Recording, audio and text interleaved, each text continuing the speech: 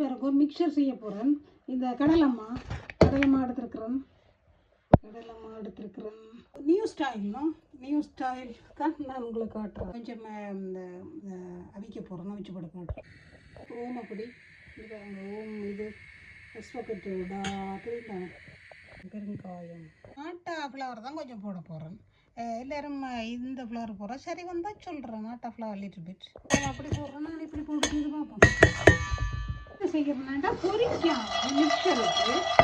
இந்த என்னன்னா இந்த ரோஸ்ட் பண்ண போகிறோம். இதையும் மற்றது என்னத்தையும் பீனட்ஸையும் நான் உங்களுக்கு அதை காட்டையில் பொரி செய்கிறேன்.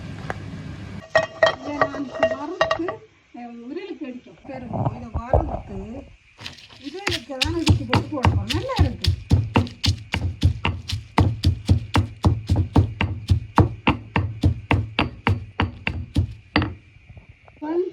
ஃப்ரைங் எல்லோரும் பொரிக்கிறாங்க. நான் பொரிக்காமல் ஆனால் இதை ஒன்றதே தான் சாப்பிடலாம். நினைக்கிறேன் 2 days தான் சாப்பிடலாம். உள்ளி இது எல்லாத்தையும் இது கையால் வாஷ் பண்ணிட்டு கலந்துடும். அப்போ நான் என்ன செய்தனால்டா எல்லாத்தையும் இந்த வறுத்து, அதாவது எண்ணெய் விடாமல் விட்டோயும் இது எல்லாத்தையும் வறுத்து போட்டு கையால் எல்லாத்தையும் உடைச்சி விட்டணும். இப்போ பெருங்காயம் போட்டுட்டேன். கொஞ்சம் பெப்பரிக்காயும் கொஞ்சம் போட்டுட்டு மற்றது இஞ்சி பாருங்க இட்டெல்லாம் இடிச்சு தான் போட்டேன். இன்றைக்கு கொஞ்சமாக பார்ப்போம். கொட்டுவோம். போடணும். பெரிய முறைக்காய் போட்டேன்.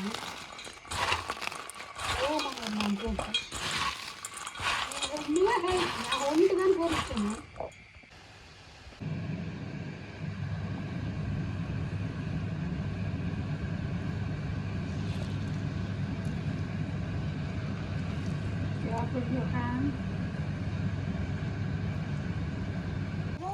இன்னொரு கரண்டியால் நீங்கள் மெல்ல ஆட்டி அந்த பூவாக எடுக்கணும். ஓகே, லைக் ஃப்ளவர் நிறைய சைட்டு வரும்போது ஒரு பூக்கு பாசுமா செய்து பார்க்கலாம்.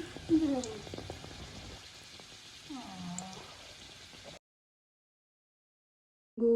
டுடே இதை மேட் பண்ணி நான் இதை இப்போ போட்டு கொடுக்க போகிறேன். எல்லாருக்கும் வீட்டில்